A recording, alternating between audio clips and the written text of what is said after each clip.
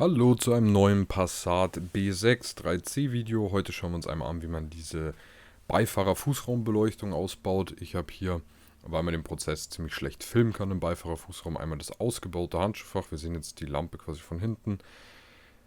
Genau, die kann man einfach mit diesen Clips an der Gegenseite zum Stecker, den kann man ein bisschen reindrücken und dann kann man die einfach Richtung Fußraum rausdrücken. Das sieht man jetzt hier ganz schön.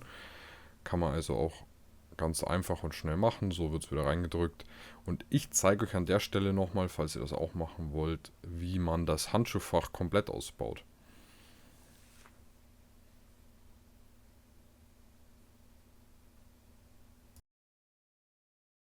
Ja, möglichst sollte das Handschuhfach zuerst leer sein.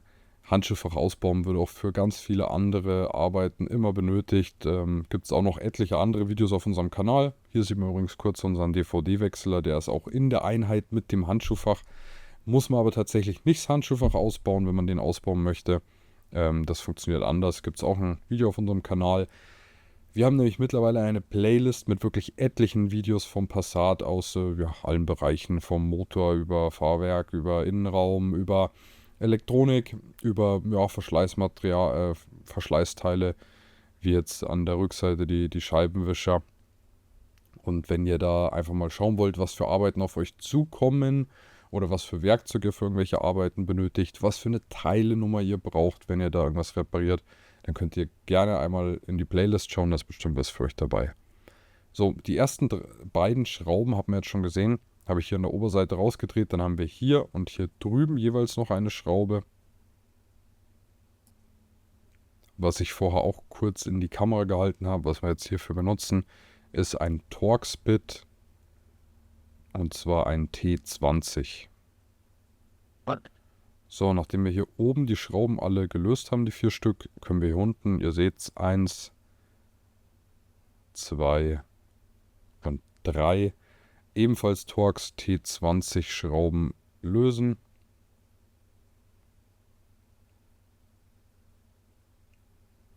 So, ich tue jetzt hier rechts noch diese Abdeckung öffnen, weil an der Innenseite vom Handschuhfach ist so eine Plastikabdeckung, wo dann auch der Riegel von der vorderen Klappe quasi einrastet und da kann man einfach hier diese beiden Nasen noch nach vorne hebeln. Da hat man ein bisschen mehr Platz. Ja, hier, das war jetzt nicht ganz auf dem Video, aber man hat schon gesehen, das Handschuhfach einfach rausgefallen. Ich habe gerade eigentlich noch geschaut, wo es hängt. Und hier hinten sieht man schon die Fußraumbeleuchtung, die war hier auf Zug. Da haben wir gleich abgesteckt. Man hat gesehen, der Stecker hat 2 Nasen, die man einfach nur zusammendrücken muss. Bei dem Stecker ist es so, hier ist seitlich eine Nase, wo den ganzen festhält. Die drückt man dann einfach seitlich weg und dann kann man den Stecker abziehen. Hier unten für die Handschuhfachbeleuchtung haben wir auch wieder so einen Stecker mit links und rechts der Entriegelung, die man einfach nur nach innen zusammendrückt und dann kann man den abziehen. Hier haben wir den Stecker für Airbag On-Off.